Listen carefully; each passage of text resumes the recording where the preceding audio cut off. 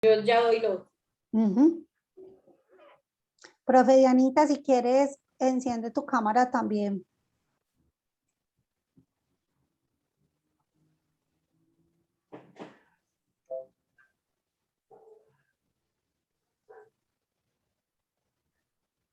Listo, perfecto. ¿Hay algún otro coordinador? Diana, tú y yo. Listo, perfecto. Nos fuimos, chicas y chico.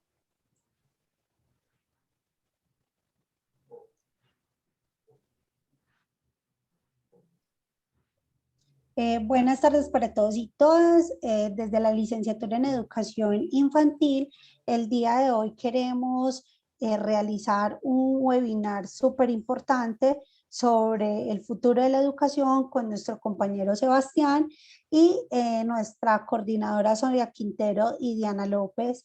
Entonces estarían acompañando este espacio. Le doy paso a mi compañera Sony para que nos pueda presentar a nuestro invitado especial del día de hoy. Bienvenidos. Buenas tardes, gracias María Isabel. En este evento que hemos denominado La educación en el futuro, nos va a acompañar el experto en el tema. Él es Sebastián Pérez Lopera. Sebastián es historiador de la Universidad de Antioquia, está culminando su maestría en educación en la Universidad Pontificia Bolivariana y él es asesor en temas de educación y ciudad en el municipio de Medellín. Este es un evento que hemos querido realizar desde las distintas áreas o campos de formación de la licenciatura en educación infantil y esperamos que sea una contribución a la formación de las maestras en la licenciatura en educación infantil. Entonces, a Sebastián, muchas gracias, a Diana, María Isabel, por estar acompañándonos y a todos ustedes, bienvenidos a este espacio de formación tan interesante. Sebastián, muchas gracias. Profe, buenas tardes para todos, para quienes están aquí en este espacio, para quienes están conectados a través de las diferentes plataformas. Agradecerle a usted, agradecerle a la coordinadora Diana y a la universidad por permitirnos este espacio. Yo voy a compartir la presentación mientras voy hablando. Profe, debes habilitarme, por favor, la función para compartir. Sebastián. Perfecto. Listo, acá voy a compartir la presentación. La idea de esta charla que vamos a tener es hablar sobre la educación en el futuro.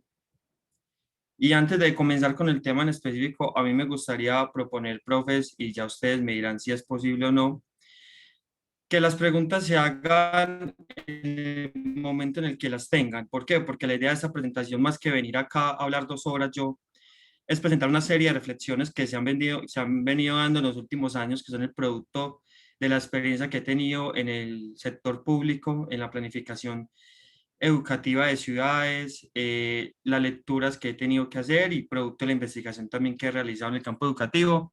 Entonces me gustaría que estas reflexiones las compartiéramos y que quienes tuvieran preguntas las hicieran de manera inmediata, no tener que esperar hasta el final, sino que se puedan hacer en el transcurso en el que se vaya desarrollando. Ustedes me dirán si es posible o si lo dejamos para lo último. Claro que sí, Sebastián. Nosotros estaremos moderando y cuando tengamos alguna mano levantada, le daremos apertura para la escucha. Perfecto, les agradezco. Bueno, la idea es comenzar con esta presentación. El título es La educación en el futuro, una educación para la incertidumbre. Yo creo que el título ya suscita un primer debate y es por qué no elegir la palabra educación para el futuro. Y eso tiene que ver con el tiempo. El tiempo es una ficción, lo decía Harari de Animales a Dioses, es una ficción que los hombres hemos inventado, que el Homo sapiens ha inventado para gestionar información, para gestionar conocimientos y para gestionar procesos. Es decir, el tiempo es aquello que nos permite planificar. ¿Y por qué es importante entender el tiempo? Porque hoy, como lo vamos a ver más adelante, pareciera que hay una ambigüedad entre presente y futuro. Pareciera que no somos capaces de diferenciar qué es lo uno y qué es lo otro, aunque tengamos las claridades conceptuales, aunque todos sepamos qué es el futuro, hoy las tecnologías avanzan a un ritmo tan acelerado que pareciera que este presente futuro hoy estuviera junto. Por eso, la educación en el futuro. Y volviéndolo al tiempo, cuando decía que el tiempo es ficcional, y voy a dar un ejemplo ilustrativo, antes de que nosotros fuéramos unas sociedades estacionarias, es decir, que tuviéramos sociedades estáticas donde se produjeran un montón de circunstancias, éramos recolectores, cazadores, estaba allí. Y cuando hablo de entender qué era lo que pasaba allí es que empezamos a darle nombres y empezamos a darle categorías a los diferentes fenómenos naturales para poder explicar nuestra relación con ellos.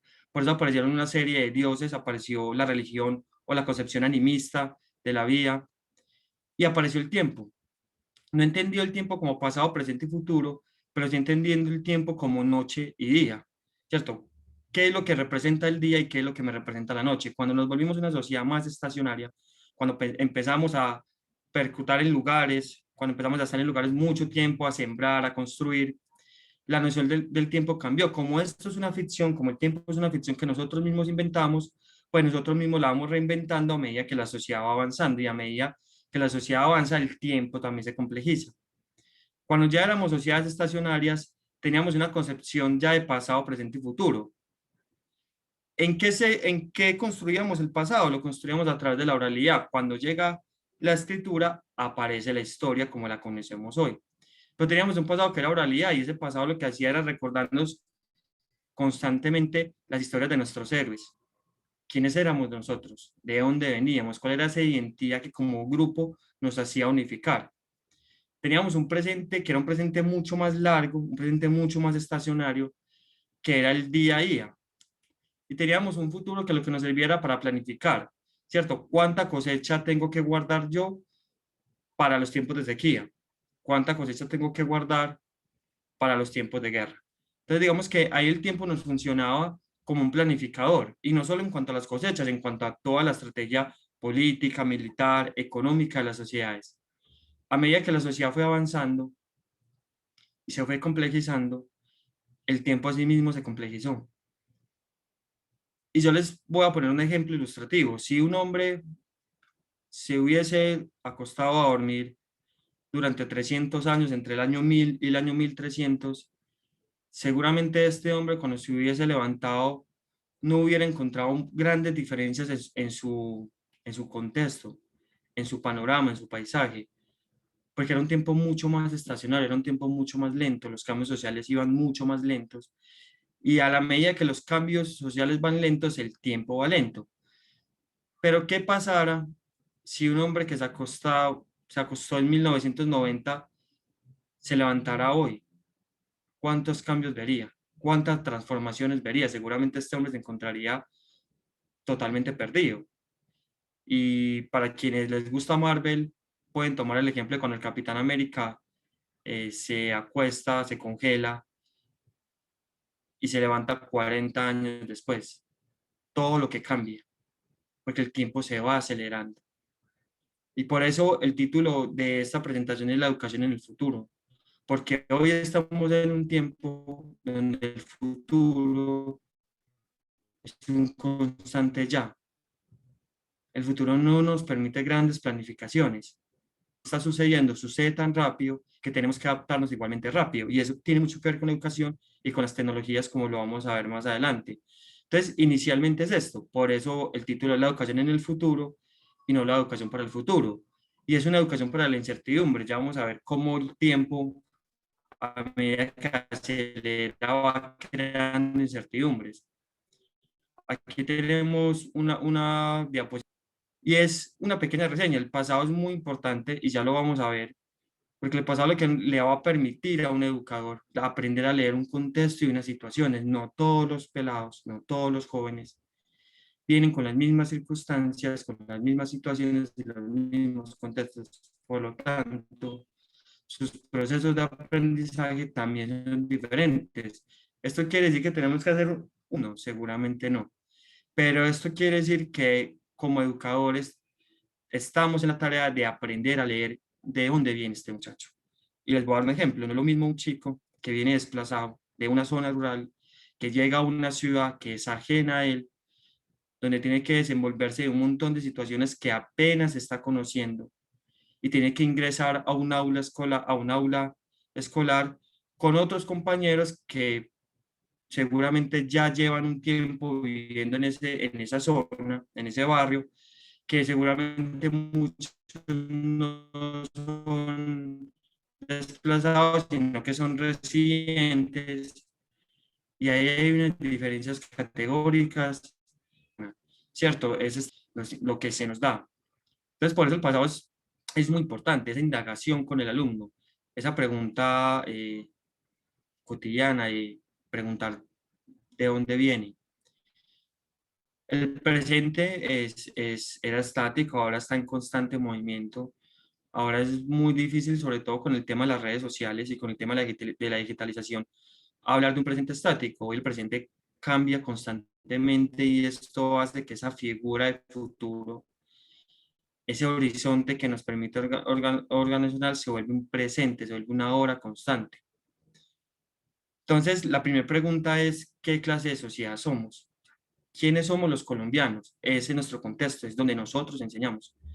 Y nosotros somos un país que parte de unas emociones, y esto es algo que explica de una manera maravillosa Mauricio García Villegas en un libro que se llama El país de las emociones.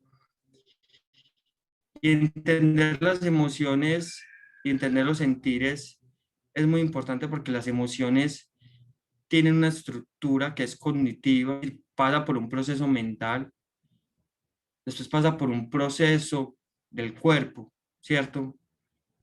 Es decir, la alteración de nuestros comportamientos, poner las manos de una forma u otra forma, hacer un guiño, hacer una mueca, y eso termina llevando a un punto que es la subjetividad o la interpretación de la emoción. Y eso es lo que finalmente termina desarrollando una experiencia que es lo que nosotros llamamos sentimientos. Los sentimientos son los que terminan movilizando a las personas a hacer algo. Es decir, si uno quiere que alguien o que un grupo haga lo que uno está haciendo en un proceso de formación, antes que entrar a mostrar la parte teórica y técnica, es muy importante incentivar la emoción y el sentimiento para poder movilizar a esas personas, para poder canalizar a esas personas y que el proceso formativo se vuelva algo feliz. A veces la palabra feliz parece muy cliché, pero la felicidad no está relacionada a estar sonriendo todo el día. La felicidad es un estado de muy utopía. Una vez a Eduardo Galeano, este pensador del sur del continente, le preguntaban que qué era la felicidad y los sueños. Y el escritor respondía que los sueños y la felicidad eran como un horizonte. A medida que te acercabas, se alejaban. Servían para eso, para no dejar de caminar. Y la educación es un proceso en el que uno no debe dejar de caminar. Pero no dejar de caminar no porque lo obliguen, sino porque hay algo que te moviliza a seguir caminando. Entonces es importante saber qué clase de emociones tenemos los colombianos como país en general y de dónde vienen esas emociones. Nosotros tenemos una cultura, una herencia cultural española, una España clásica y una España colonial, y por lo tanto tenemos una importación de un montón de instituciones que tenían los españoles, pero no solo las instituciones, sino también la forma de ver la vida de ellos, sus características y sus formas de ser, aunque hayan pasado ya 200 y tanto de años y creamos que no tenemos ninguna conexión con ese pasado, la realidad es que lo tenemos. Y es bastante evidente en nuestras formas de cómo intentamos transformar nuestra sociedad. Por eso Colombia es un país que se caracteriza por las guerras y el poder. Este es un país que nunca ha sanado las cicatrices de la guerra. Nunca hemos tenido el espacio temporal para sanarnos, para perdonarnos. Y esto ha creado que el país constantemente viva dentro de unas emociones tristes. Y las emociones tristes son la venganza, son el odio, la animadversión, el resentimiento. Yo no sé cuántos de aquí ya sean educadores y quienes lo estén y quienes estén en instituciones complejas, en barrios difíciles, podrán, y si nos quieren contar la experiencia maravillosa de cómo todos estos chicos lidian con todas las emociones que aunque no las hagan conscientes, sí están dentro de su estructura inconsciente, y es aquella pregunta de la injusticia. ¿Por qué el otro tiene más posibilidades que yo? ¿Por qué tantos entran a la universidad o tienen como pagar una universidad y no yo? Y todas estas emociones influyen notoriamente en cómo una persona asume los procesos, no solo educativos, los procesos de su vida. Entonces, como hemos vivido en un país que constantemente ha estado en guerra, ya sea por guerras de liberación, guerras políticas, guerras civiles internas, conflictos armados, nosotros todos los días en los medios de comunicación y en las redes sociales estamos consumiendo violencia, todo el tiempo. Y aunque ya pareciera que la violencia fuera una caricatura o un paisaje en nuestro país, están creando conmoción.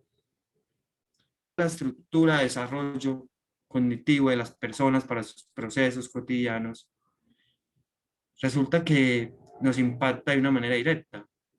Hay un estudio de John Ball en el que él afirma que los seres humanos solo utilizamos el 5% de nuestra conciencia y que el resto de comportamientos están dictados por la inconsciencia, por las interpretaciones que nosotros damos. Entonces, entender que venimos de una sociedad violenta nos va a ayudar a comprender cuáles son las situaciones de muchos de nuestros estudiantes. Y esto nos lleva a las emociones tristes y las emociones felices.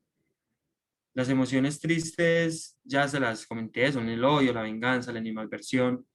Las emociones felices son el placer, son la tranquilidad, la esperanza.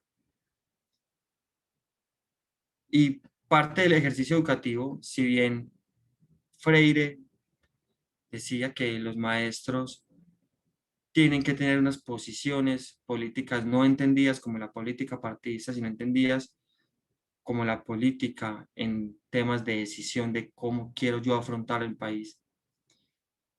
Tenemos una misión como educadores y es, a través de los procesos educativos, incentivar emociones que terminen en sentimientos que movilicen a las personas a encontrar otras oportunidades de vida. Entonces, este es un país que se ha debatido desde hace 100, 150 años frente a la permanencia del cambio. Por supuesto, la permanencia es una posición de instinto, es una posición conservadora, de mantener lo bueno que ya tengo, mientras que el cambio siempre es una posición de miedo. A todos nos da miedo el cambio. Así el cambio sea insignificante, nos crea un miedo, nos crea una duda, nos crea una incertidumbre. Por eso el futuro, cuando el tiempo se acelera, nos crea una constante incertidumbre, porque estamos a toda hora enfrentándonos a cosas nuevas, a elementos nuevos.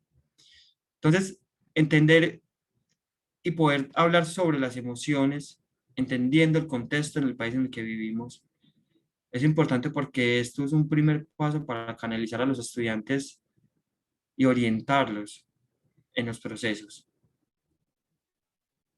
Porque el mundo cambia a gran velocidad. El mundo es un tren. Es un tren que no se va a detener.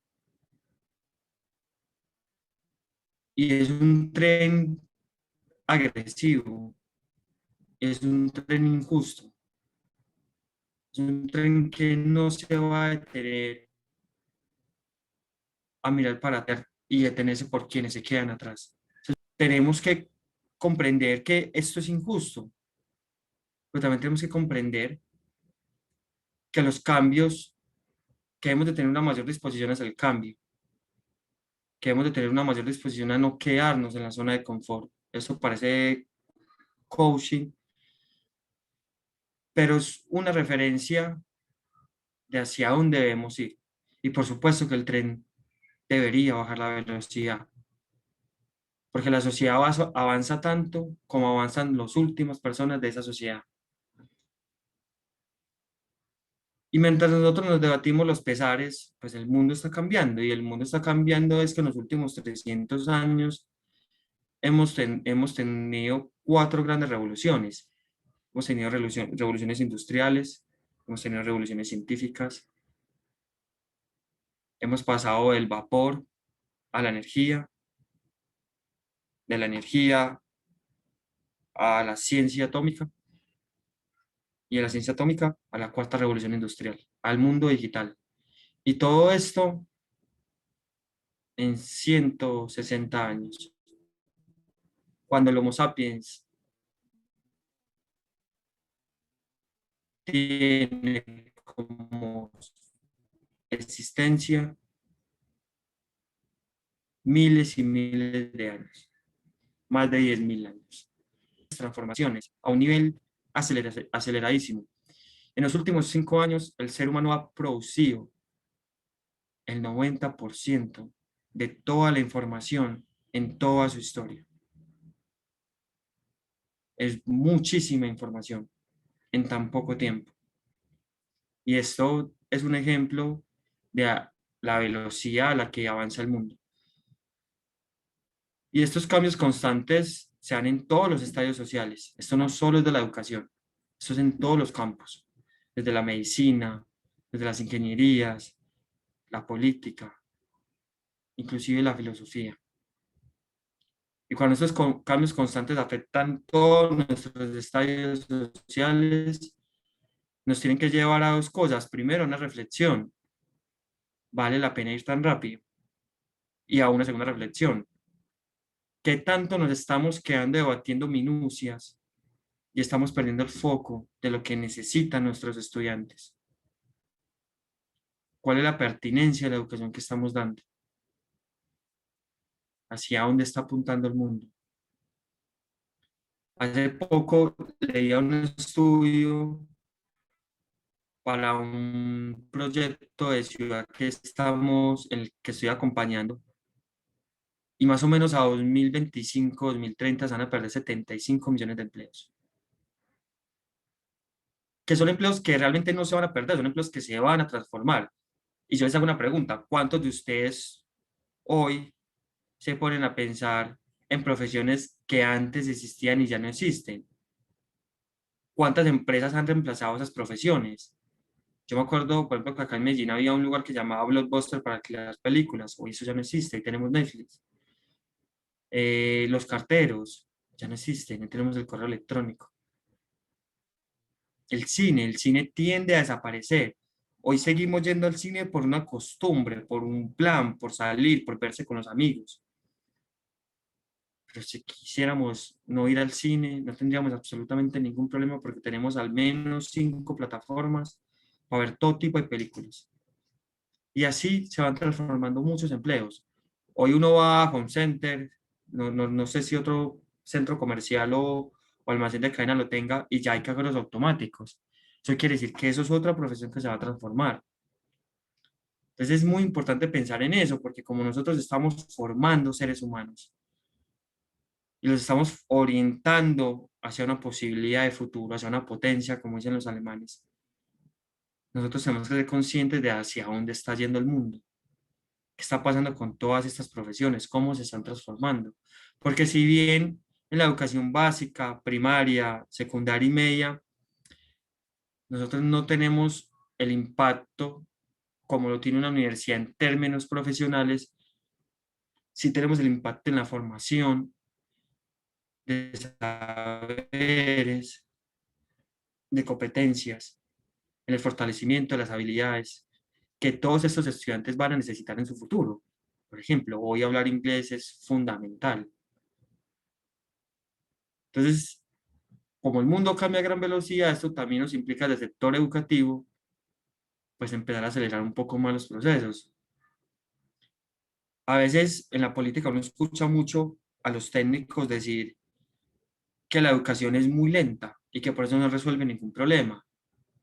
Y uno a veces se pone a pensar, ¿la educación es lenta o no es lenta?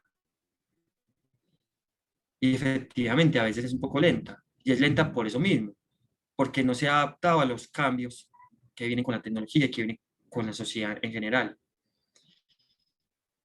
Entonces vivimos, como tenemos constantes cambios y como tenemos que estar constantemente pensando en tanta información, pues la incertidumbre se vuelve un paradigma de vida. Y cuando hablo de la incertidumbre no solo me refiero a si uno tiene con qué pagar o no pagar el arriendo, sino es al aumento que se ha visto y se ha evidenciado en el mundo de las diferentes enfermedades mentales que aparecen producto de nuestro relacionamiento con las redes sociales, con los medios de comunicación, con la masificación de la vida. Y entonces la incertidumbre se vuelve esto, un paradigma, se vuelve una constante en nuestra vida. Vivimos constantemente pensando qué vamos a hacer en el futuro y resulta que el futuro llega mucho más rápido de lo que nosotros estamos pensando.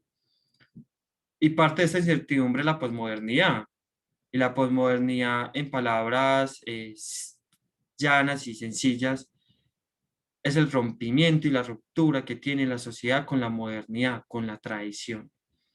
Y han llegado los ciudadanos del mundo, que esto es algo que las redes sociales tienen un impacto fundamental en la concepción de ser un ciudadano del mundo. Hoy muchas personas que nacieron a partir del año 2000, los famosos centennials, muchos de ellos no sienten ser parte de un país, sino ser parte de un nicho.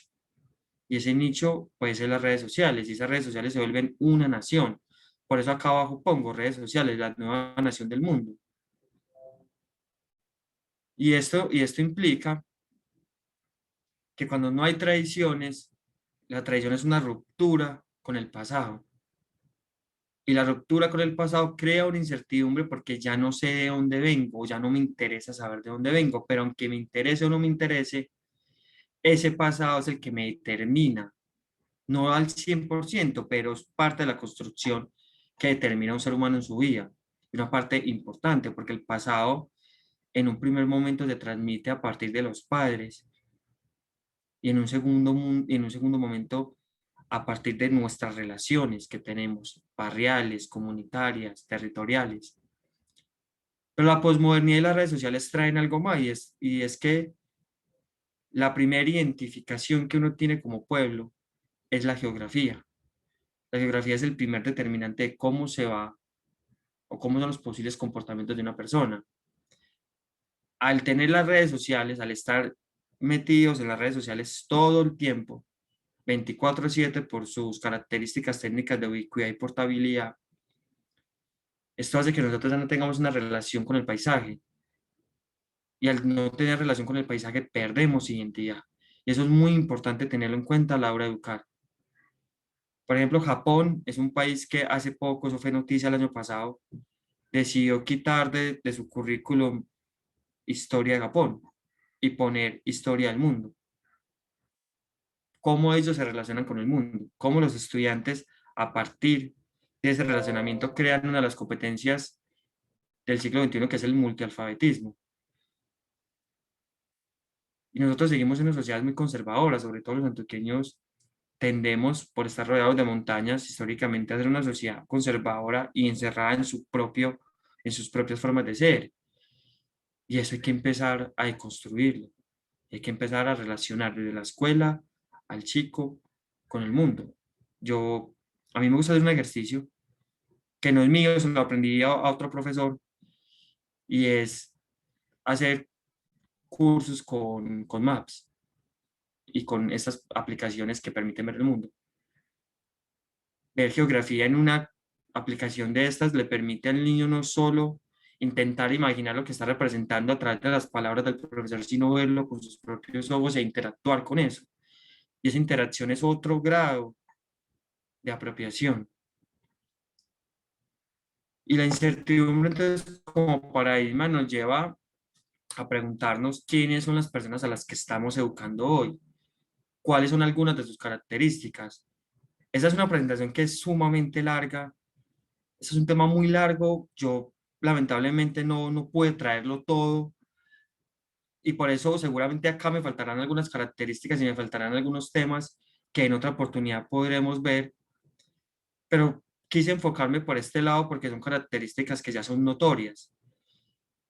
Inicialmente hay una nueva representación del mundo, son ciudadanos globales, es decir, su representación ya no está mediada por el barrio, por el territorio específico donde nace.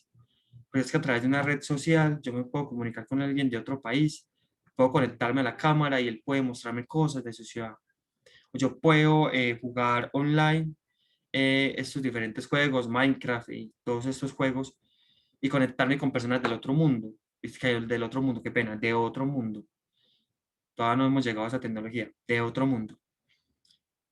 Y esto implica que mi representación del mundo ya no es que yo nací en Laureles, o nací en Aranjuez, o nací en Santo Domingo, y mi representación es el barrio, ¿no? Mi representación se expande del barrio, no físicamente. Puede que yo físicamente esté parado en la estación de Metrocable de Santo Domingo, pero puedo estar conectado con alguien que está en Buenos Aires. Entonces, entender esa representación es importante y comprender que estos ciudadanos ya no se limitan al entorno, que el entorno sigue siendo muy importante y lo vamos a evidenciar ahora con algo que se llama las comunidades de aprendizaje. Sigue siendo importante, pero ya no es el límite. El límite está en este mundo. Inclusive, hay aplicaciones y plataformas que nos permiten interactuar con el universo. Ir a la estrella tal, ir al sol tal. Y esto es una apertura de la mentalidad y de las representaciones de los ciudadanos. Y esto se da a partir de un nicho tecnológico. Y el nicho tecnológico se divide en dos.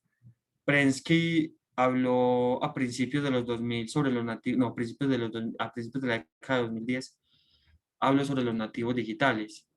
Hoy es un concepto que se ha reevaluado mucho, pero que sigue siendo muy ilustrativo para entender el nicho tecnológico. Y el nativo digital es aquella persona que nace en una sociedad o en un espacio donde la tecnología ya se maneja de una manera natural, es decir, hay una alfabetización tecnológica de alto grado que le permite insertarse en ella de una manera muy fácil y es un nativo. Es decir, así como hay personas que hablan inglés de manera nativa porque nacieron en Estados Unidos, en Inglaterra o en Australia o en cuanto país habla inglés, pues hay personas que son nativas para el manejo de tecnologías porque nacieron en entornos altamente tecnificados. Y hay un segundo grupo que son los inmigrantes digitales, es decir, aquellas todas personas como yo y como muchos de ustedes, no les quiero decir viejos, pero como muchos de ustedes que nacieron más o menos en el 91, 92, que inmigramos a estas tecnologías y nos adaptamos a ellas. Y es algo similar a cuando uno aprende un nuevo idioma. Cuando uno aprende un nuevo idioma, uno lo que hace no es que lo aprende de manera natural, o sea, uno nunca va a ser un nativo natural de otro idioma, sino que lo que uno hace es comprenderlo. Y a partir de que lo comprende, pues entiende sus símbolos y a partir de los símbolos, pues forma información, forma palabras, forma frases, textos. Lo mismo pasa con el nicho tecnológico. Entonces, estos chicos de ahora te desarman un celular, 5 años te desarman un celular y vuelve y te lo arma o entra al jueguito y juega. Que eso no quiere decir que haya una comprensión, hay un entendimiento del funcionamiento y el uso. La comprensión es otro nivel en el que nosotros ya aprendemos con esas tecnologías a hacer procesos más complejos. Por ejemplo, hacer procesos educativos, a gestionar información, dar una clase por una tecnología móvil como un computador portátil implica un nivel de comprensión de la tecnología. Entonces, tenemos este nicho, tenemos unos jóvenes que hoy, en su gran mayoría, son nativos. Y si algún día pueden hacer este ejercicio, sería muy, muy chévere, y es, pongan a leer un texto a sus alumnos y pregunten cuántos quisieran hacerlo a través de una tablet, del celular o del computador, y cuántos quieren ir a la biblioteca a leerlo en un libro. Y seguramente la gran mayoría van a preferir hacerlo a través de su tecnología que el libro, porque eso ya es una tecnología física análoga, que lamentablemente en algún momento de nuestras vidas no va a desaparecer, pero se va a volver una reliquia, porque el mundo va transformándose. Y tenemos que estos chicos que son nativos y que son inmigrantes se vuelven prosumidores. Y los prosumidores son las personas que producen y consumen al mismo tiempo. Producen información y consumen información, y esto se da en las redes sociales. Y esto hay un autor que se llama Cowboy Moravec, que habla sobre los play, que son espacios, incluso fue la traducción que se hizo del inglés.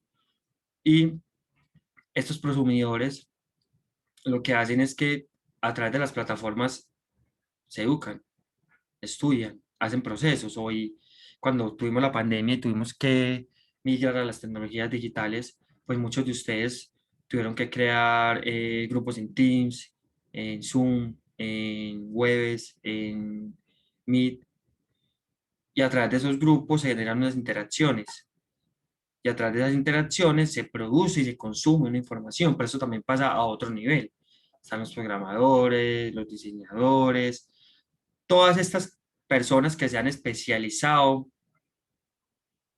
en ser productores y consumidores, inclusive hoy lo que fueron antes los famosos youtubers, hoy los influencers, los tiktokeros, instagramers, todas estas personas producen y consumen. Y en esa dinámica están nuestros estudiantes. Muchos de nuestros estudiantes tienen usuario en TikTok y sacan bailes y todas estas cosas que hacen en estas redes sociales. Y es importante porque nosotros tenemos la posibilidad y tenemos una posibilidad de hacer procesos educativos. Yo he visto en TikTok personas que explican temas de una manera muy rápida y muy chévere a través de videos. Y también lo he visto en Instagram y es una forma de educar muy bacana. Son otras formas de educar, no quiere decir que estas sean mejores que las otras. No, pero como el mundo avanza, nosotros tenemos que avanzar con nuestros estudiantes. Tenemos que esos estudiantes al tener tanta información, uno pone una palabra en Google, solo una palabra en Google y puedes encontrar cerca de 10 millones de resultados. Como tenemos tanta información, nos volvemos críticos de la información. Es decir, ¿a cuántos de ustedes les manda la tía que suele mandar piolines y estas cosas por los grupos de WhatsApp?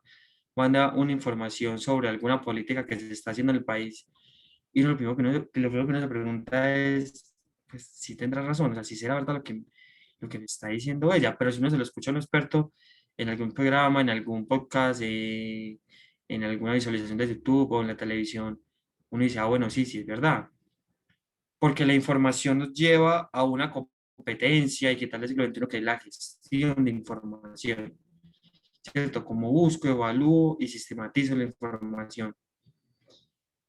Y nuestros chicos son muy críticos y son críticos a veces conscientes y a veces inconscientes. A veces, hoy el maestro en el aula está totalmente vigilado, 100%, y no solo, y no por la coordinadora, está vigilado por los celulares. Porque si tú dices una palabra mal, si tú te equivocas en una fecha, en Google cualquier estudiante se mete e inmediatamente te corrige. O sea que estamos expuestos. Y esa exposición no es mala, esa exposición es un motor que nos tiene que llevar a cada vez no ser unas enciclopedias y aprendernos todas las fechas y todos los nombres, porque pues yo soy de los que considero que eso está en los libros y eso está en los documentos, uno lo que tiene que aprender son los procesos, pero a ser más cuidadoso con lo que uno dice, a prepararse mejor, a estar muchísimo más preparado.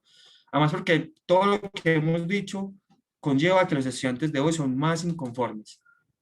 No se van a conformar con que estén sentados en un aula 2 horas viendo una clase de matemáticas, en un salón de clases. Ya no se conforman con eso. Ellos necesitan otra clase de experiencia, necesitan salir más, necesitan otra clase en contenido, necesitan ver películas, necesitan ver documentales, necesitan contenido interactivo. Entonces, todo esto nos lleva a prepararnos muchísimo más, que es un reto para nosotros. Y finalmente están los dispositivos móviles. Los dispositivos móviles, en el mundo hay muchos, pero digamos que en Colombia, en realidad, hay dos dispositivos móviles que están por encima del resto, que son el computador portátil y el smartphone. La tablet es una tecnología que todavía no tiene mucha cabida en nuestra sociedad por temas económicos. Hoy tener un celular y tener un computador es bastante caro porque pues todo el tiempo, y eso es una competencia del siglo XXI que vamos a ver ahora, y es la autogestión del consumo. Todo el tiempo estamos consumiendo tantas tecnologías, pues que estamos gastando un montón de dinero en ellas y está bien, o sea, al que le guste, bacano. Además porque se está volviendo necesario. Pero estos dispositivos móviles implican unas características técnicas y académicas. Y las técnicas son que son portables, es decir, las llevas a cualquier lado. No necesitan conexión alámbrica, tienen una conexión inalámbrica, Wi-Fi y datos, es decir, estás conectado al mundo en cualquier lado y en cualquier momento. Son ubicuas, es decir, están en cualquier lugar están.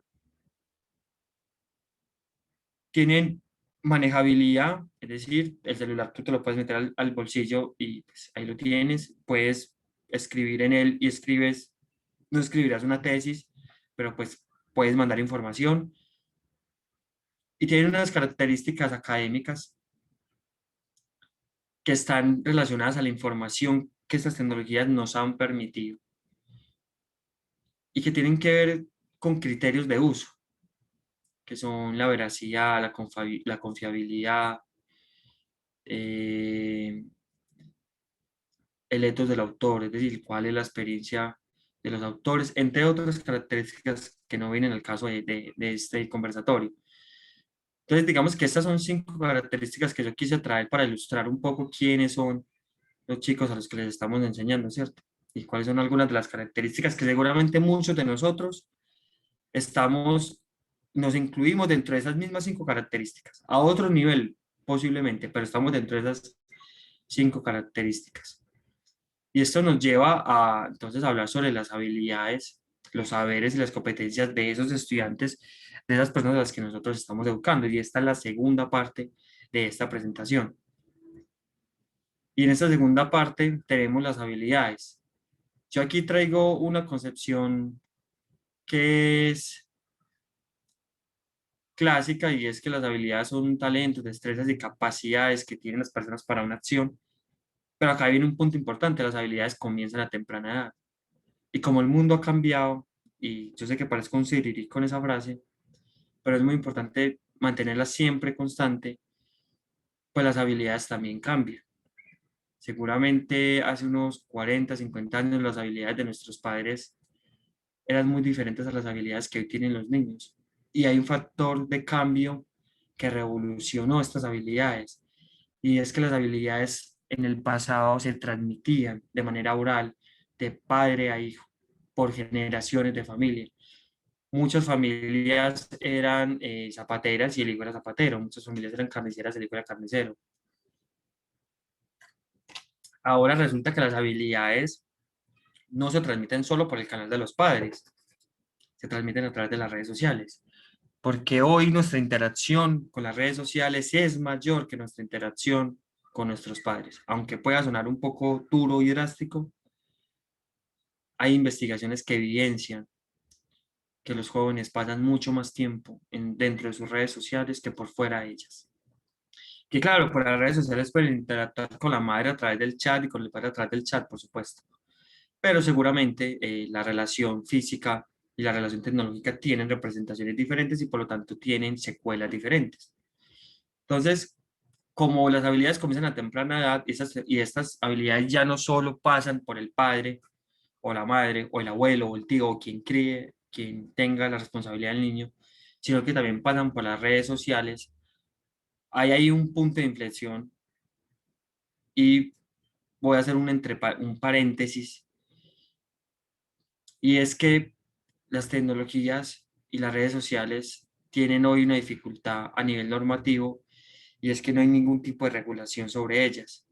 Es decir, un niño de 5 años hoy puede entrar al celular de la mamá, entrar al casino, jugarse toda la plata de la mamá y ahí no hay absolutamente nada que hacer, porque no hay ninguna normativa. Cierro paréntesis porque en otra oportunidad podremos debatir si las normativas sobre los usos de Internet o no son buenas, son malas y qué consecuencias tienen y en qué países se han dado. Pero aquí tenemos una parte ya importante y es que muchas de las habilidades que nuestros estudiantes llevan al colegio seguramente no lo aprendieron en casa. Entonces, si queremos saber dónde las aprendieron, no solo hay que citar al padre o a la madre, sino que también hay que entender o tratar de comprender qué hace el niño en sus redes sociales. Y eso no es una violación del espacio privado, porque las redes sociales no son espacios privados, son espacios públicos. Cuando usted entra a ellas, firma un contrato que absolutamente ninguno de nosotros lee, pero que hace que todos los datos e información y todo lo que tú hagas en ellas no te pertenece a ti, sino que le pertenece a las aplicaciones que tú bajaste. Por eso, cuando uno está hablando de viajar o que quiere comprar una nevera o un carro, pues uno se mete a Instagram o a Facebook y lo primero que le sale es un anuncio publicitario de ¿te gustaría viajar a San Andrés? O mira que en el costo las neveras están a tal precio. Por eso pasa, porque tienen un algoritmo que nos lee a nosotros. Inclusive Hay un documental en Netflix, no sé si lo han visto, sobre las redes sociales, y allí hay una frase que dice uno de los personajes y es que las redes sociales te conocen mejor de lo que tú te conoces. Nosotros no solo conocemos tu parte consciente, sino tu inconsciente. Es inconsciente que tú ni siquiera eres capaz de verbalizar.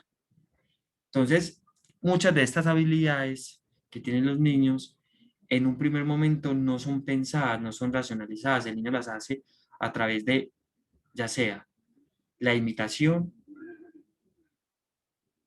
del padre, o ya sea a través de la imitación de las redes sociales. Por eso, si ustedes hoy en un aula de un aula preguntan a los niños cuál es la profesión que quisieran tener, no era como antes que a nosotros nos preguntaban eso y decíamos que queríamos ser policías, bomberos, superhéroes, futbolistas. Hoy seguramente habrá algún niño que diga que quiere ser tiktokero. Hoy seguramente habrá un chico que querrá ser influencer. O habrá alguno que querrá ser ingeniero espacial o biotecnólogo, microbiólogo. Un montón de carreras que uno dice, bueno, ¿de dónde la sacó? De las redes sociales. De ahí la sacó. Y como ellos imitan, y eso saben ustedes más que yo, como ellos imitan los comportamientos, pues a partir de esa imitación van consolidando unas habilidades. Estas habilidades después se van racionalizando y se van verbalizando a partir de la práctica y el aprendizaje que ya tienen profundamente ella. Y la práctica, pues si la habilidad viene por redes sociales, pues la práctica también está en las redes sociales, por lo general, ¿cierto? Y el aprendizaje es un aprendizaje matizado a partir de las tecnologías. Y esto es un reto muy importante.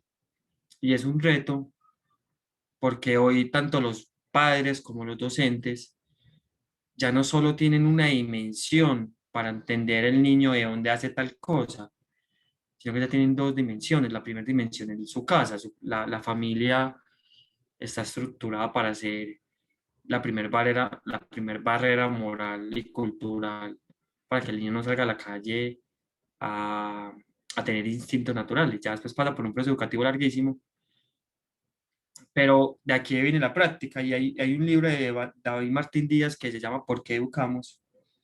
Y un texto, yo leo la autora Kirstin Lonka, que se llama Aprendizaje Extraordinario en Finlandia, y son dos libros que yo les recomiendo mucho para que puedan profundizar un poco más sobre las habilidades, los saberes y las competencias. Y digamos que David Martín Díaz acá en este texto nos expone, a partir de una pregunta problematizadora, es por qué educamos. Él llega a una conclusión, llega a varias conclusiones, pero acá quise traer una conclusión y es que los profesores y los docentes orientamos, somos orientadores. Y eso lo vamos a ver más adelante, esta posición del docente como aquel que ve a los estudiantes como un vaso a llenar, tiene que ser eliminada radicalmente, y esa sí es una posición radical en la que yo me encuentro. Tiene que ser eliminada radicalmente porque ya el niño no aprende así. El algoritmo y el paradigma de educación ya cambió, como lo vamos a ver más adelante. Entonces nosotros tenemos que orientar las habilidades, es decir, nosotros no vamos a ser los superhéroes que van a llevar al niño a ser el mejor, no sé qué, pero nosotros vamos a orientar para que él pueda llegar a ser el mejor en lo que él quiere ser. Y para poder orientar a una persona, pues tenemos que comprender las dimensiones de las cuales esa persona trae las habilidades. No sé si hay alguna pregunta por el momento, no he mirado el chat, entonces me confirman si hay alguna pregunta o si continuamos. Sebastián, por ahora no. Perfecto. Muchas Entonces vamos a gracias. continuar con los saberes. Saberes del siglo XXI. Yo acá traje solo unos pocos saberes de los muchos saberes. Acá se me fue el versus con mayúscula, pero es con minúscula. Y un saber en una definición clásica es tener una Profe Sebas, inteligencia o un conocimiento perdón. sobre algo. Profe, tenemos una Sí. pregunta, pero desde el Facebook. ¿Por qué educamos de Ah, David perfecto. Martín Díaz? ¿Me lo vuelves a repetir, por favor? Y profe, ¿por qué educamos? Ah, perfecto, bueno. David Martín Díaz acá hace, es un libro que le recomiendo, es un libro muy bacano de leer porque es una conversación con muchísimos expertos, y lo que David Martín Díaz concluye como su gran conclusión es que los humanos como especie somos la única especie que tiene la capacidad de orientar su futuro. Es la única especie que es capaz de pensar hacia dónde quiere dirigir su futuro. Por eso la educación tiene que centrar sus fuerzas en orientar ese futuro a partir de una formación ética, de una formación moral y de una formación técnica. No sé si respondí la pregunta. Sí, profe, muchas gracias. Listo. Entonces, seguimos con los saberes. Bueno, están atados a un contexto, a una situación y a un sujeto, y esto es fundamental por lo que hemos venido hablando, y es que el saber, como la habilidad, también se transmite. Lo que pasa es que el saber ya es una profundización de la habilidad. Por ejemplo, una habilidad es una persona que es capaz de manejar redes sociales. Todos tenemos esa habilidad, ya sea porque somos nativos o inmigrantes. Un saber, por ejemplo, es comprender desde, voy a poner cualquier ejemplo, desde la antropología, cómo se da un comportamiento en las redes sociales, ¿cierto? Es un nivel de profundización. Y como los saberes están atados a los contextos y a las situaciones, pues hoy nosotros miramos a nuestros jóvenes desde tres contextos. El primer contexto es siempre el contexto territorial, que no deja de ser importante, que ya no sea el único, pero sigue siendo importante porque allí se gestan unos procesos internos pues que terminan configurando una parte del proceso del chico.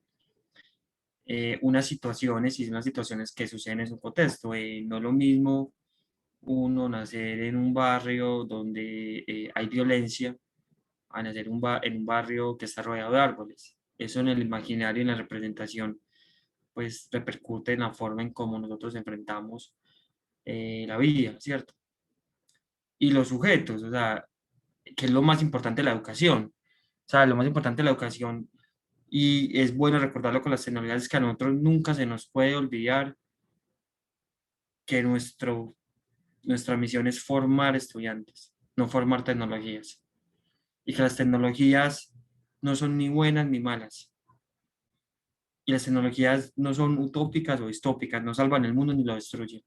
Es lo que los seres humanos hacemos con ellas, lo que ellas terminan efectuando para el mundo. Por ejemplo, la persona que creó la bomba atómica, cuando la creó, seguramente no se estaba imaginando que eso iba a ser un arma de destrucción masiva.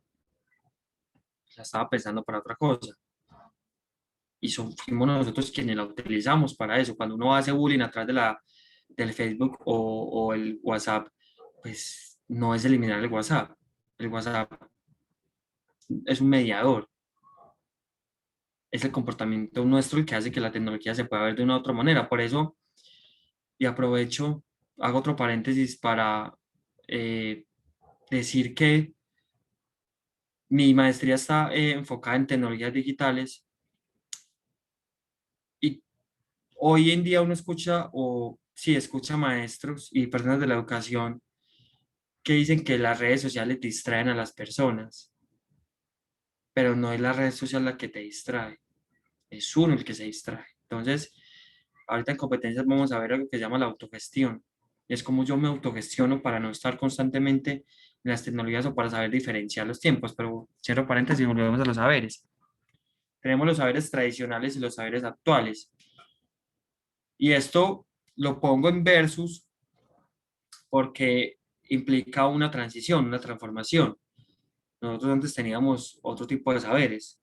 Por ejemplo, saber si una mata te mataba o te curaba era fundamental, porque eso dependía de tu vida. Saber cómo migraba una manada era fundamental porque eso dependía de tu vida. Saber interactuar en un contexto agreste es fundamental porque eso te salva la vida. Pero hay otros saberes, ¿cierto? Los saberes médicos, los saberes informáticos, telemáticos, y están los saberes actuales. Y nosotros no necesitamos saber si una mata, bueno, no necesitamos saberlo para vivir cotidianamente. Si uno va a un bosque o a Santa Elena y alguien se quiere meter un hongo, pues tiene que saber qué es lo que se va a meter, ¿cierto? Porque si no, pues lo va a matar. O cuando vamos al bosque y miramos una matica de limón, algo que creemos que era esas famosas maticas de limón, esos tréboles de tres piezas, y resulta que eso no era un trébol, sino que era o una mata o una planta con alguna característica venenosa y pues te mata. Pero los saberes de ahora no están concentrados en eso. O sea, yo no sé cuántas personas de acá les guste tener su propio jardín o les guste tener su mata, pero pues eso es un saber que traemos tradicional, pero que no es un saber que requiera una actualidad. Los saberes actuales están más relacionados a las tecnologías. Y por eso hoy estamos en la cuarta revolución industrial, que básicamente es la digitalización del mundo, de absolutamente todo lo que se puede digitalizar. Por eso los trámites en ciertas instituciones políticas se han vuelto tecnológicas, la transacción de dinero son tecnológicas. Entonces, los saberes hoy están relacionados al mundo en el que vivimos. Porque recuerden que hablamos del posmodernismo. El posmodernismo elimina o intenta eliminar estos saberes tradicionales. Ya lo que no es útil, no es útil y pues lo dejamos atrás y no nos importa, porque seguramente habrá una tecnología que va a ser capaz de decirme lo que es eso. Hoy hay una aplicación, entonces me lo mostraba una compañera, que uno pone la foto, pues uno pone la cámara y ella mira la planta y le dice a uno qué planta es o con las estrellas. Entonces, todos esos saberes tradicionales para guiarnos en un camino, para saber si va a amanecer, cómo nos llevamos con tal estrella, como pasaba, por ejemplo, en los desiertos africanos en la Edad Media. Si alguno ha visto Las Mil y Una Noches, ahí aparece una referencia sobre eso. Ya esos saberes no son necesarios. No estoy diciendo que no sean importantes, son importantes. No son necesarios como sociedad en cuanto ya hay una tecnología que es capaz de hacer eso. Por ejemplo, el saber de la ubicación. ¿Cuántos de ustedes cuando van para un lugar no utilizan Google Maps? Y ya dejan de pensar en qué calle está, en cuál es la circular o cuál es esta carrera.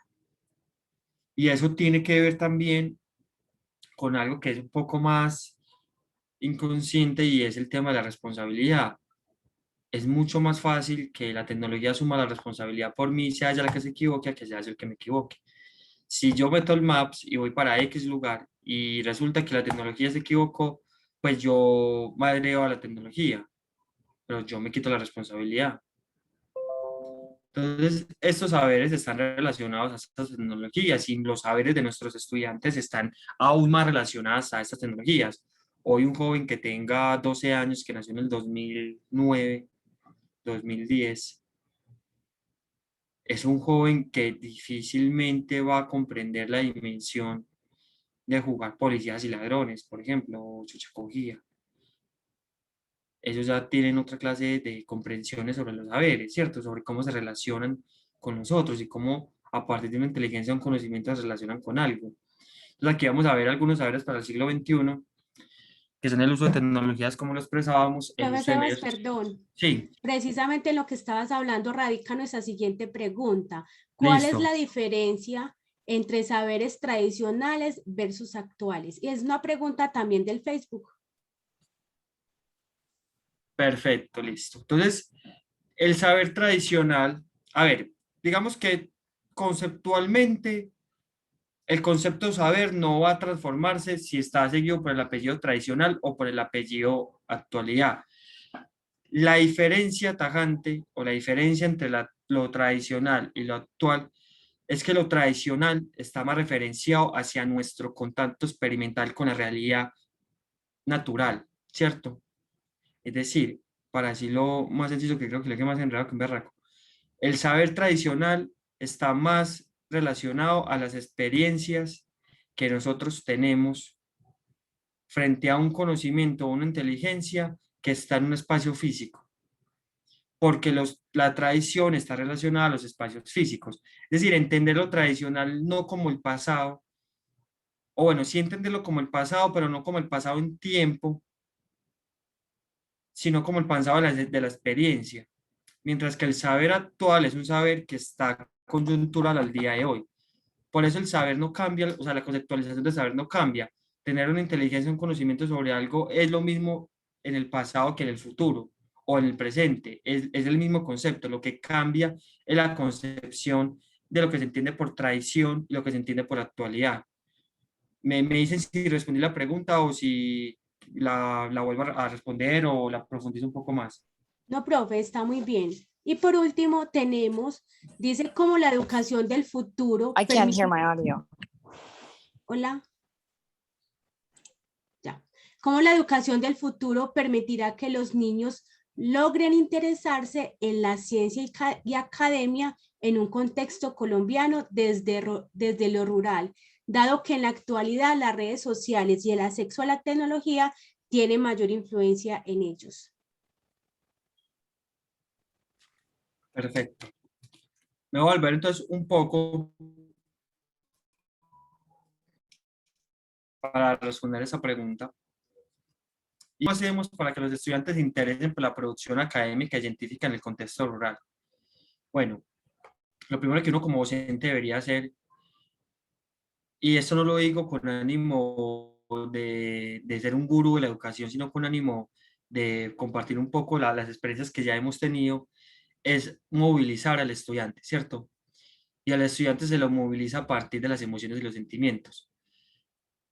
Y en la ruralidad, por supuesto, tenemos una coyuntura bastante compleja en tres sentidos. Lo primero es que hoy el mundo es un mundo urbano, el mundo ya no es rural, ¿cierto? Yo en este momento no tengo claro cuánto porcentaje de la sociedad colombiana vive en las ciudades, pero sí sé que pasa el 50%. Inclusive creo que pasa el 60% de los colombianos viven en las ciudades principales. Entonces la ruralidad tiene, en las ciudades están las oportunidades. Entonces, en ese sentido, la ruralidad tiene un segundo contexto que es complejo y es la violencia, ¿cierto? Aunque en la ciudad haya violencia, la violencia en la ciudad no es la misma violencia del campo. ¿Por qué? Porque la violencia de la ciudad es una violencia que antañe en el acontecer diario y que se pierde dentro de tantos acontecimientos diarios de una ciudad como Medellín con la metropolitana que tiene cerca de 4.2, 4.3 millones, pasan demasiadas cosas y los hechos violentos se encubren dentro de esas cosas. Entonces, aunque yo sé que en estos momentos en algún lugar de la ciudad lamentablemente están robando a alguien, que espero que no sea nadie conocido de nosotros, yo estoy aquí dando una clase tranquilo porque como hay tantos procesos, pues eso termina, digamos que de alguna manera soslayándose, invisibilizándose. Mientras que en la ruralidad la violencia primero ha sido muy constante y ha marcado mucho el desplazamiento. Entonces, si uno pinta estos dos primeras dimensiones, uno dice, no, pues no hay nada que hacer, pero sí hay que hacer. Y una tercera dimensión es que para que la educación y la ruralidad funcione, uno tiene que hacerse una pregunta y es ¿para qué los estoy educando? ¿Los estoy educando para que se vayan a la ciudad a ser competitivos o los estoy orientando hacia la continuación? Porque en la ruralidad, y eso lo voy a complementar con la pregunta anterior, en la ruralidad la tradición sí sigue teniendo un marco establecido aún más fuerte, porque la ruralidad colombiana, a diferencia de la ruralidad de otros países, sigue teniendo una gran diferencia marcada con la urbanidad. No sé cuántos de acá habrán experimentado en Escuela Nueva, ¿cierto? El modelo educativo rural colombiano. Acá hay escuelas que quedan a 4 horas del pueblo. Y en esas 4 horas, en ese transcurso de camino, no hay ni siquiera señal. Hay una investigación que hizo un compañero de la maestría sobre educación rural y él mostraba ahí cómo para poder educar en la ruralidad lo hacen a través de USBs. Y pareciera que la USB es una tecnología como muy vieja para nosotros y todavía sigue marcando el territorio, pero bueno, para no perderme, vamos allá, ¿cómo incentivarlos? Entonces lo primero es movilizarlos, ¿cierto? Pero antes de movilizarlos es preguntarse por qué. ¿Por qué los estoy educando? ¿Los estoy educando para que se hacen para la ciudad o para que continúen desarrollando su vida en el campo? ¿O para que dentro de esas dos opciones opte por una vía académica e investigativa? Entonces, en ese sentido, el proceso no difiere mucho al proceso de un joven de ciudad, difiere en sus contextos y situaciones, no difiere en las formas, sino en el fondo. Comprender qué es la ruralidad para él, cómo entiende la ruralidad, y también comprender o sea, cuál es la orientación que le vamos a dar. Porque así como pasa en la ruralidad, pasa en la ciudad. A la gran mayoría de personas no les gusta la investigación y no les gusta investigar porque la investigación lamentablemente la hemos vuelto un proceso aburridísimo. investigar academia es de las cosas más aburridoras del mundo porque el proceso lo volvimos aburridor, porque creemos que para investigar hay que sufrir. Y eso a mí, con todo el respeto, me parece una tremenda bobada. Uno no tiene que sufrir para estudiar. Entonces, para incentivarlos, como ellos están en un contexto que va a dar la posibilidad, por ejemplo, de ir al bosque e investigar a través de la educación basada en proyectos o la educación basada en problemas que hoy se ve mucho en Finlandia y que es Sri Lanka en aprendizaje extraordinario. En Finlandia, si puedes bajar ese libro, está en PDF, ahí vas a profundizar muchas más de las cosas que acá estamos contando.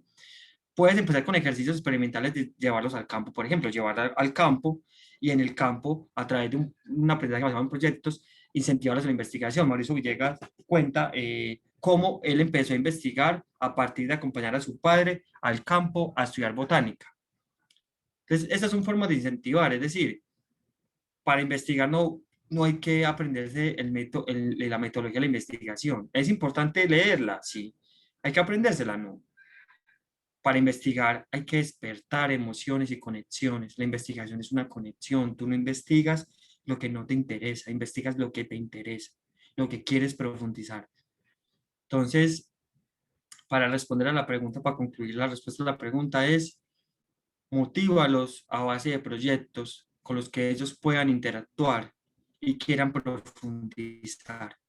Y que eso lo termine un resultado de un escrito, una exposición, un video, ojalá un video, más que un escrito.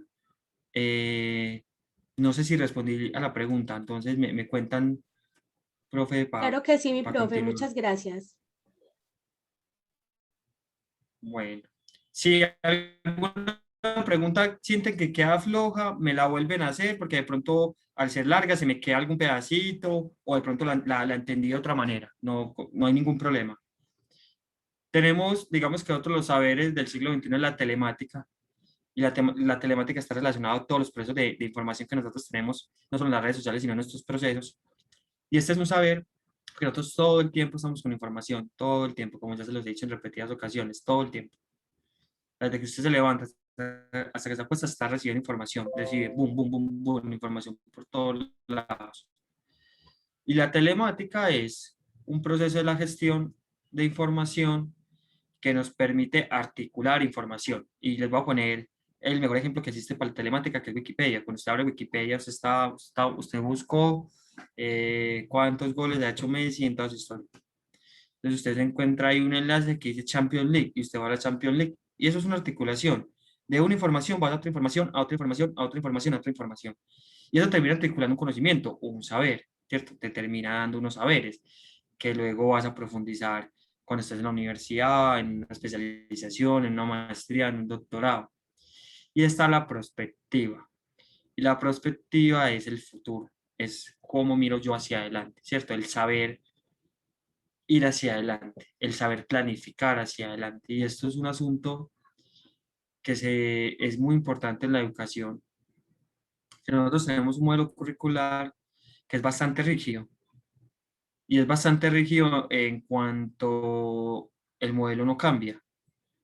Las clases que hoy ven los chicos, salvo algunas diferencias, son las mismas clases que vimos nosotros. Eso debería implicarnos una reflexión bastante brava y es, ¿por qué seguimos enseñando lo mismo de hace 20, 30 años si el mundo ya no es ese mundo? Y es también una reflexión para la comunidad académica y es por qué nos cuesta tanto sacar algunas materias del currículo e ingresar otras. Y esto ya es más una conversación a nivel nacional y es sobre la perspectiva, sobre ese saber esa anticipación y ese saber que tenemos que tener los educadores para comprender la pertinencia de la educación que estamos dando. Y yo no estoy diciendo, por si hay algún profesor de matemáticas que no se vaya a poner bravo, yo no estoy diciendo que enseñar fraccionarios o enseñar algoritmos esté mal o esté bien. Estoy diciendo que se pueden enseñar de otra manera. Yo no sé, bueno, no sé si acá habrá alguien de matemáticas, pero pues cuántos de ustedes utilizan las fracciones funcionarios para ir a la tienda. Y no lo estoy banalizando en absoluto. Lo que estoy diciendo es que como nosotros ese saber no lo adquirimos hacia la perspectiva, sino que lo adquirimos hacia un presente estático y rígido, nos lo enseñaron para un examen. Y resulta que pasamos el examen y se nos olvidó por completo eso. Y eso lo vamos a ver ahora con las competencias. Se nos olvida por completo eso. Entonces, la perspectiva, si bien es un concepto que yo traigo del urbanismo y que sirve mucho para planificar ciudades, para planificar sistemas sociotécnicos de movilidad, de basuras, también es pertinente la educación en tanto cómo diseñamos para que una materia sea pertinente. No importa que estemos enseñando lo mismo que hace 20 años. Muchas veces no está en nuestras manos hacer esa clase de cambios. Como nosotros no podemos hacer esos cambios o no tenemos la capacidad siempre de hacer esos cambios, pues tenemos que adaptarnos con lo que tenemos a lo que debemos dar, ¿cierto? Por eso traigo la perspectiva y tenemos las competencias para el siglo XXI. Y acá sí hablo porque el siglo XXI, pues como tiempo ficcional, es un tramo de tiempo que va del 2000 al 2099, entonces pues aunque el futuro vaya muy rápido, los días tienen 24 horas, entonces por eso acá sí pongo el para y no en. Y lo pongo el para porque aunque ya estamos en el 2020, en el contexto colombiano todavía muchos de estos habilidades y saberes no los tenemos, no tenemos una comprensión sobre ellos al nivel de introducirlos de una manera mucho más, se me fue la palabra, de abordarlas de una manera mucho más en el sistema educativo. Venimos de las competencias. Las competencias vienen vienen de los saberes y miren que acá tenemos una línea cronológica. Yo tengo una habilidad, aprendo sobre esa habilidad y la profundizo en la competencia. Y la profundización en la competencia es, las competencias no se deben entender como quién es el alumno que más buenas notas saca o yo saqué un 5 y el otro 4,8, entonces yo soy más competitivo que el otro. No, eso es competitividad y eso se da en el mundo del mercado.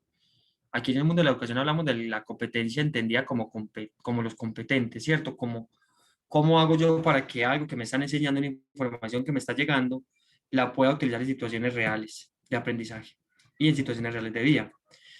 Y aquí les voy a traer un pequeño relato. Hace más o menos unos 4 meses estaba en una reunión, habían varios abogados y uno de los abogados dijo, pues él tenía una firma, dijo que necesitaba un abogado comercial, que había entrevistado a varios abogados y que los abogados todos se sabían que este señor les puso un problema y ninguno fue capaz de resolverlo. Tenían el conocimiento, tenían el saber, eran competentes en él.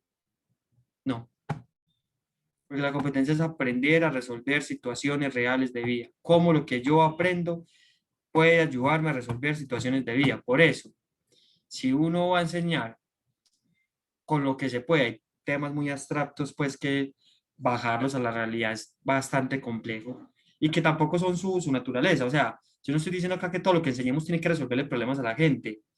Estoy diciendo que hay que ser competitivos, inclusive en ciencias blandas como la filosofía, como la antropología, como la historia, pues hay que aprender también, hay que aprender de las situaciones reales, no todos los temas, no sé, a alguien que lea a Hegel y lea la nada, pues llevar eso a una situación real de vida debe ser bastante complejo, pero se trata también de las actitudes prácticas que nosotros enseñamos, por eso hablamos de capacidades y potencias, cómo yo vuelvo una formación una potencia para lograr algo y cómo tengo la capacidad de lograrlo. Entonces, venimos acá y aquí me gusta mucho hablar de Simon Bauman con un texto que se llama Vía Líquida y es la resolución de problemas y el aprendizaje para solucionar.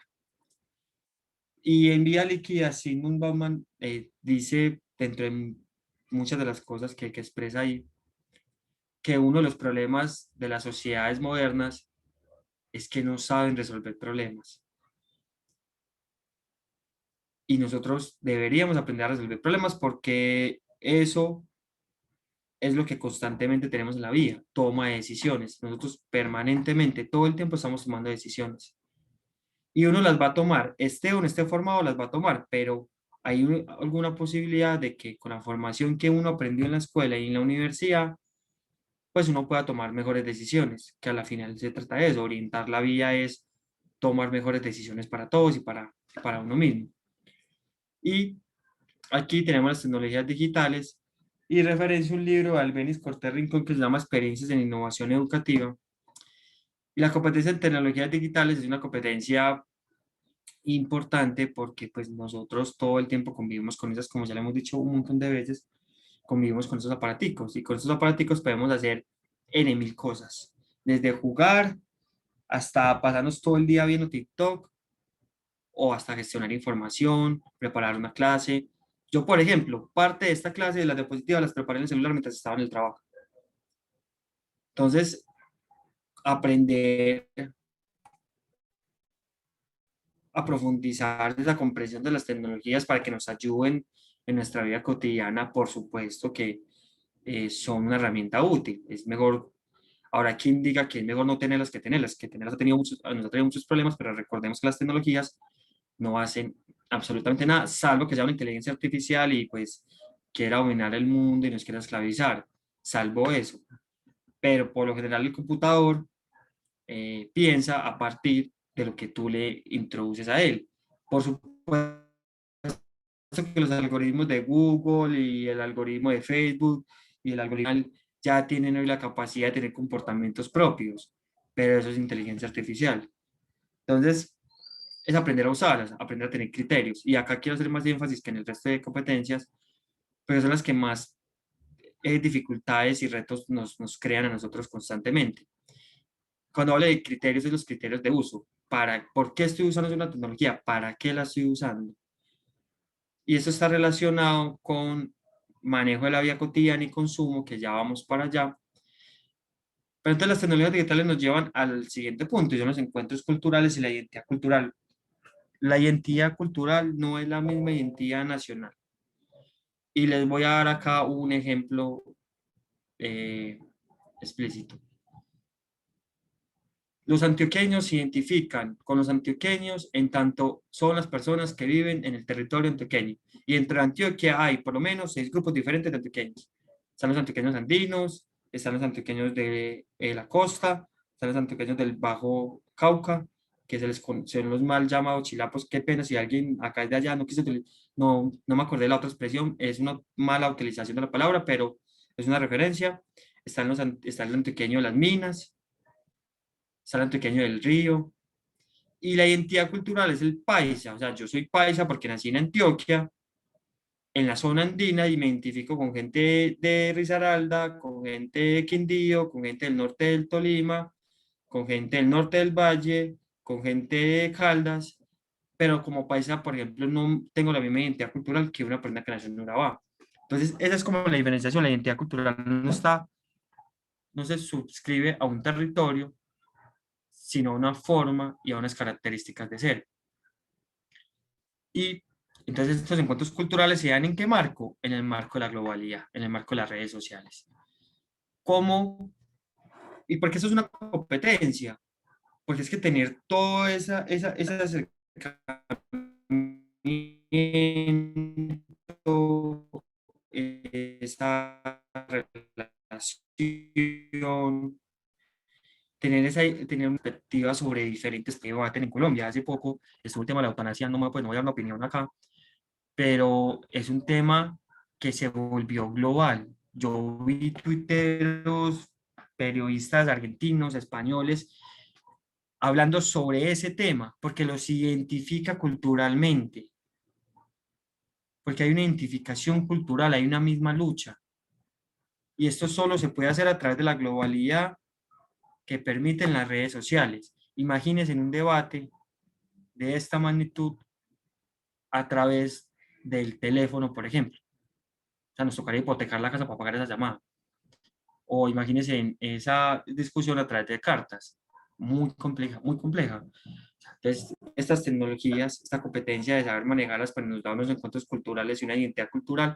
Y estas competencias las pueden profundizar si a alguien le interesa el tema en La Sociedad del Cansancio de Bunchal y también en Aprendizaje Extraordinario en Finlandia. De aquí pasamos a las habilidades emocionales. Ya hablamos de las emociones en un principio, las volvemos a retomar, y son el autoconocimiento y la gestión. Autoconocerse, o sea, saber, como decía Kant, no, Nietzsche, cuáles son mis límites, cuáles son los límites de la sociedad y el ser humano. Qué puedo hacer yo? ¿Qué no puedo hacer yo? Y esto es importante como docentes también para entender cuáles son mis competencias para yo ir a un aula de clase. ¿Qué puedo hacer? ¿Qué no debo forzar? Porque los chicos se dan cuenta, ¿cierto? ¿Cómo yo gestiono mis emociones? Es decir, no es que el maestro no pueda llorar, por supuesto que puede llorar. Somos seres humanos, pero ¿cómo yo, como orientador, soy capaz de gestionar mis emociones para poder orientar otras emociones? Porque es que si yo no puedo gestionar mis emociones, va a ser más difícil que yo pueda gestionar las emociones del otro. Porque si yo no me comprendo a mí mismo, ¿cómo puedo comprender a otra persona? Habrán casos de gente que no se comprende a sí misma y comprende mucho mejor a otra. Habrán casos, son más excepciones que generalidades. Y está el manejo de la vida cotidiana, el consumo.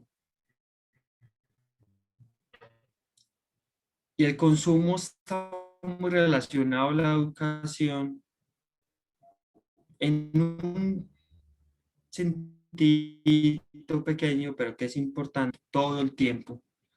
Así usted diga, no, es que yo nunca compro nada, yo me ahorro todo el sueldo, pero si usted se mete a ver televisión, está consumiendo. Si se mete a Facebook, está consumiendo, enseñar, porque esto hace parte, y eso está muy relacionado con el ambiente, con el medio ambiente. O sea, nuestro consumo exagerado destruye el lugar donde vivimos. Y poder concientizar, y acá a la persona que pregunta ahorita por la ruralidad, me pego un pedacito a su respuesta. Desde la ruralidad, por ejemplo, se pueden hacer muchos proyectos de manejo de vida cotidiana y consumo a partir de lo medioambiental. Muchas investigaciones que muestren cómo se están destruyendo los entornos. Y eso le va a importar mucho al niño que vive en ese contexto, porque es su contexto, porque es su lugar de vida y porque seguramente quiere defender. Y eso es una forma de movilizar una emoción y llevar un sentimiento. Entonces, es también tarea nuestra como orientadores poder manejar la vida cotidiana y el consumo. Cuando digo, hablo de manejar la vida cotidiana, no es que usted le diga al alumno si puede o no puede tener novio o novia de otro género, pues no para tener otro tipo de relación. Pero sí que en términos de consumo sean conscientes, por ejemplo, del reciclaje, hacer campañas de reciclaje constante, hacer proyectos de investigación basados en el reciclaje, para que los chicos tengan esa conciencia, porque todo lo que el niño hace en la escuela o ve en la escuela va y se lo cuenta a la mamá, o al papá, o a la abuela, o al primito, o al tío. A cualquier persona se lo cuenta y se vuelven replicadores. Y tenemos el multialfabetismo, que a mí esta me parece una de las competencias más importantes.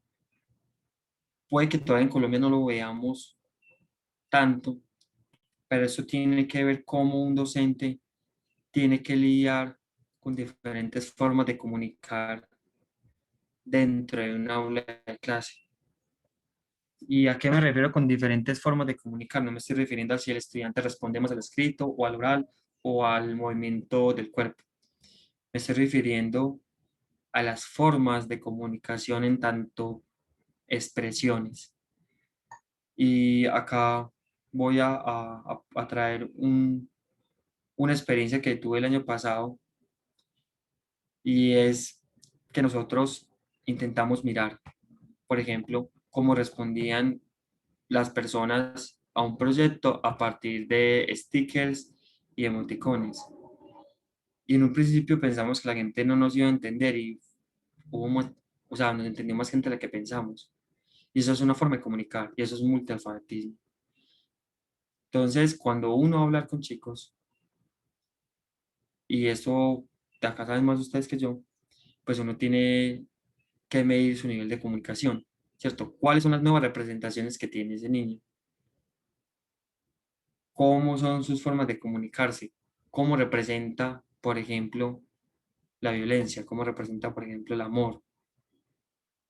Y acá por ejemplo, cuando el niño pinta un caballo de verde, el profesor le dice, no, es que el caballo no es verde, es café. ¿Y por qué no te preguntaste primero qué era lo que el niño quería comunicar con eso? Ahora, el multialfabetismo también está relacionado a las diferentes herramientas que utilizamos a comunicarnos, los cuadernos, los celulares, los computadores, las tablets. Y finalmente están las TIC, que ya hemos hablado bastante de ellas, entonces no voy a seguir pues, profundizando. Las TIC son las tecnologías de ciencia, información y comunicación que nosotros tenemos. Entonces, llegamos ya a la parte final. Estamos llegando a la parte final, es cómo educar en este contexto, los retos de la educación en el siglo XXI. Y ahorita hablábamos del cambio de algoritmo en la educación. Es decir, hoy tenemos una educación que es de memorización y transmisión. Yo le transmito a los estudiantes una información, él la memoriza, presenta un examen, saca una nota y se acabó el ciclo educativo. ¿Y dónde está lo significativo de ese proceso? Por eso hoy hablamos de procesos de competencia. La información no se transmite para que la memorice. Es más, la información ni siquiera se debería transmitir de una manera tradicional en un tablero. La información se debería transmitir a partir de otros ejercicios. Porque, recuerden, ellos entienden su comunicación de otra manera. Obviamente, yo entiendo que hay muchas instituciones que no tienen la posibilidad que toca con el tablero, y si hay que hacerlo, hay que hacerlo, pero tiene que encontrar formas de innovar dentro de ese espacio. A veces parece que cuando la tecnología se olvida que no todas las instituciones cuentan con ellas, y es un poco elitista de parte de uno. Entonces, este cambio de algoritmo es que los chicos no son vasos medio vacíos para llenar. Nosotros no somos la autoridad para decirles qué tienen que aprender y qué no y cómo. O sea, nosotros no somos eso, deberíamos ser orientadores. Y orientar un proceso no es la evaluación explícita de lo que yo dije o lo que dice el libro, porque eso al niño se le va a olvidar. O sea, dígame, alguien de acá, ¿quién se acuerda cuando vio las mitocondrias en biología de octavo? De eso no se acuerda nadie. Los que estudian biología, muy seguramente. Pues no nos acordamos no porque no hayamos querido acordarnos, sino porque es que nos tuvimos que memorizar un texto, lo memorizamos para un examen que era nuestro objetivo y después nos valió ese huevo. O sea, acá es, y que pero la expresión, acá es que el algoritmo ya cambia. Es una transmisión de información para resolver problemas, para que para que el chico se involucre en la situación. Por ejemplo, mi mamá jugaba un jueguito que se llamaba La Cajera. Mi mamá me decía que mi tía le daba unas moneditas y que ellas jugaban a repartir, a darle un pan, leche, y uno dice, pareciera que juego tan inocente, pero eso es un juego que desarrolla habilidades matemáticas como la suma y la resta. Y son esa clase, incorporar el juego, lo dice Estanislao Zuleta en un libro que se llama Educación y Democracia, las formas didácticas de educar para que las personas tomen decisiones. Es eso, es ya no más memoria. Y yo acá voy a dar una idea, y es que nosotros deberíamos reevaluar la evaluación.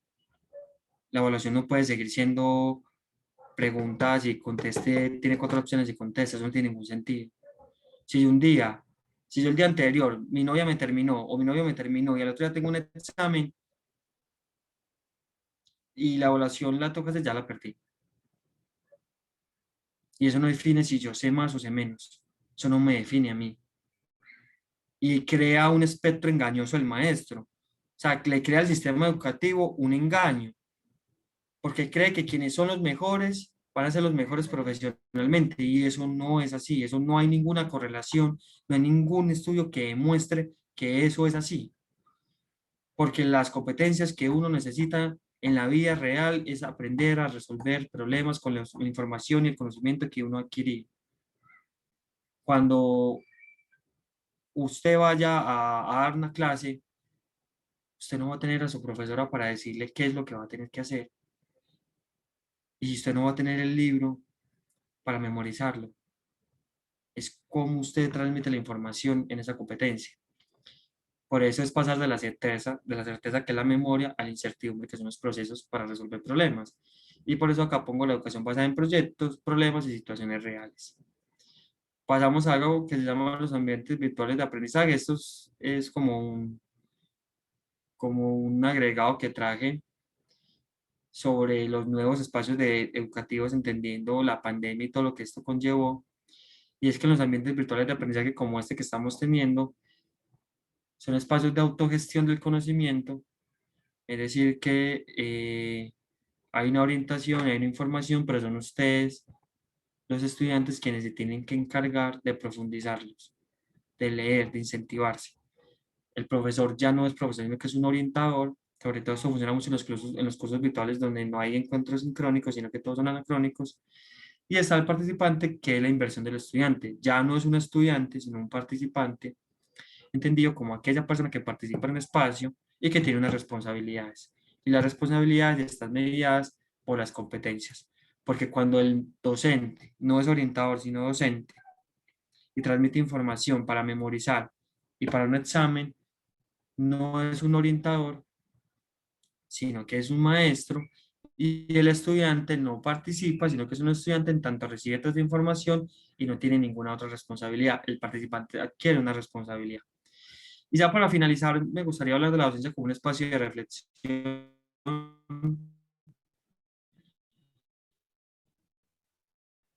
y ya solo quiero de manera muy rápida. La educación no debe limitarse al orientador, las competencias TIC y las comunidades de aprendizaje. Y aquí en las comunidades de aprendizaje vamos a tener solo un momentico.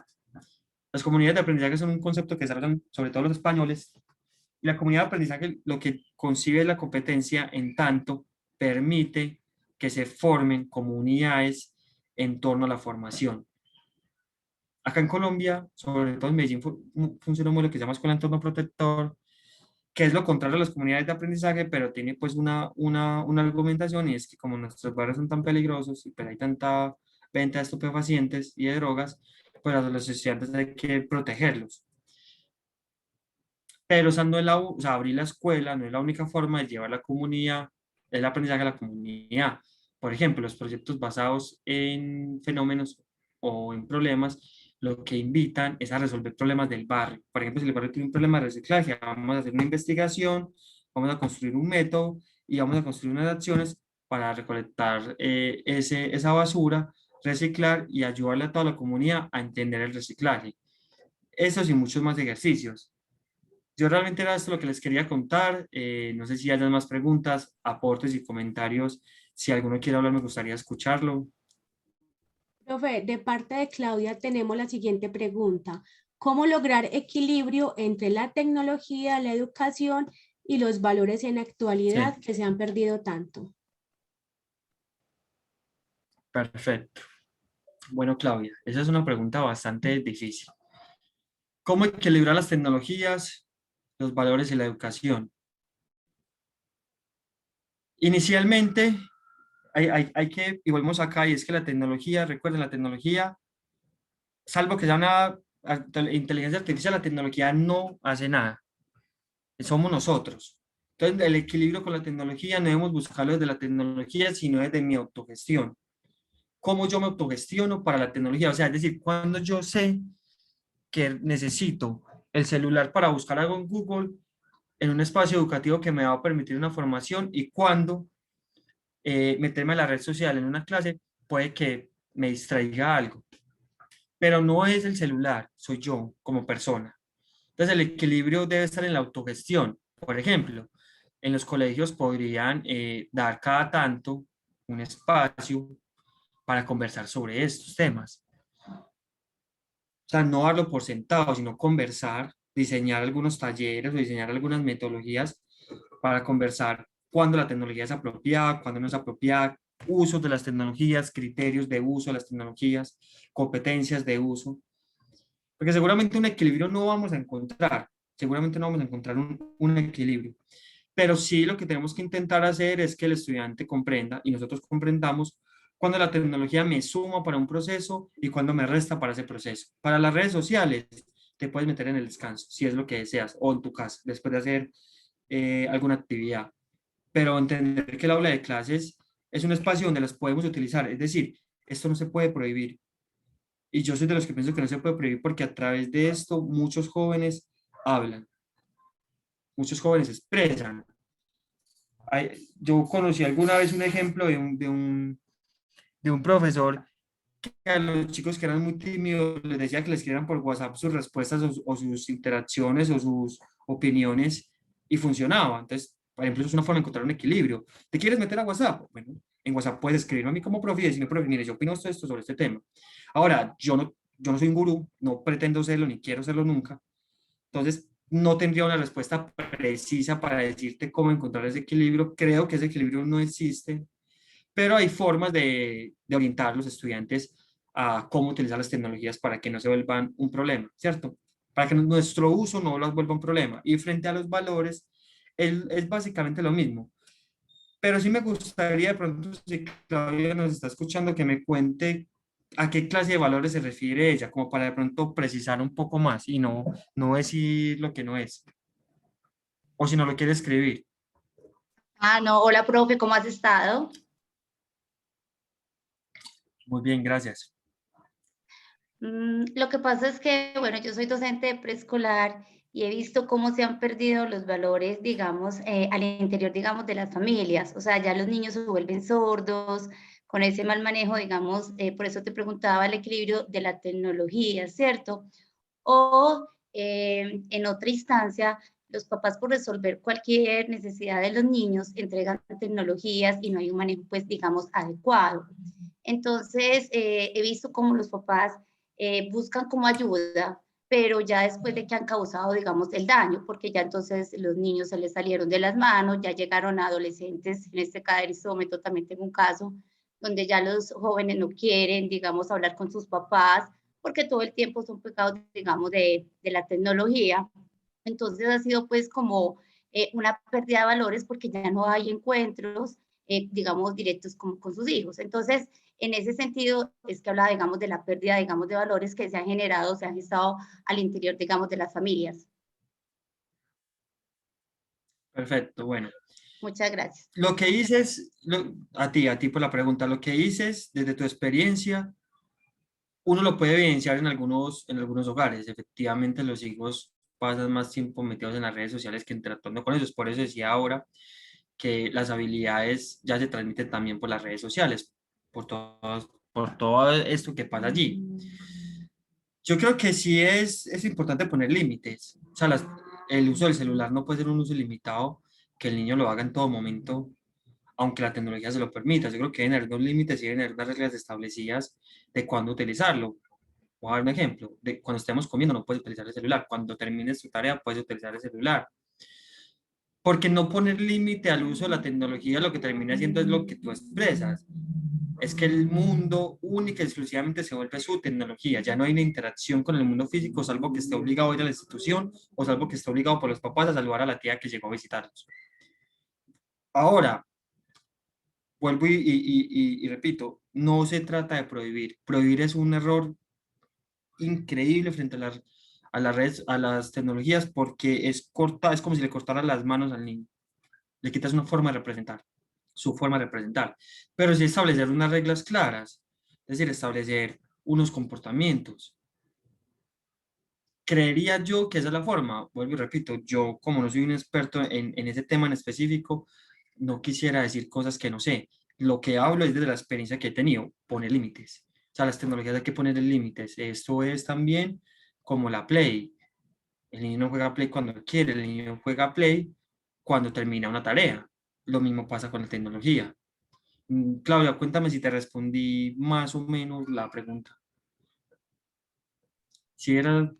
Sí, muchísimas gracias. Listo, perfecto. Sí, profe, muchísimas No sé, gracias. sí, listo, Claudia, a ti. No sé si hay alguna pregunta más, profes y coordinadoras, me cuentan. Sebas, hay Señora, un comentario ok. desde Facebook. Jennifer Meneses escribe. Sí, Jennifer sí, Meneses escribe desde Facebook. No se imagina lo mucho que me sirvieron las charlas que tuve con usted en algún momento. Bendiciones. gracias, Jennifer. Bueno, en el momento no tenemos más preguntas, Muchas Sebastián. gracias. No tenemos más preguntas, Sebastián. Cerramos entonces en este momento el ciclo de preguntas. A Sebastián, muchas gracias por tu aporte, por tu participación. Como siempre, un saludo cariñoso lleno de gratitud desde la Facultad de Educación, desde el programa de licenciatura en Educación Infantil, y a ustedes esperamos que la charla con Sebastián sea de mucha ayuda, porque la educación en el futuro está esperando maestros muy comprometidos, y que en todo caso preparemos a niños, adolescentes y adultos para ayudar a solucionar problemas. Sebastián, reiteramos gratitud. Buena tarde para todos.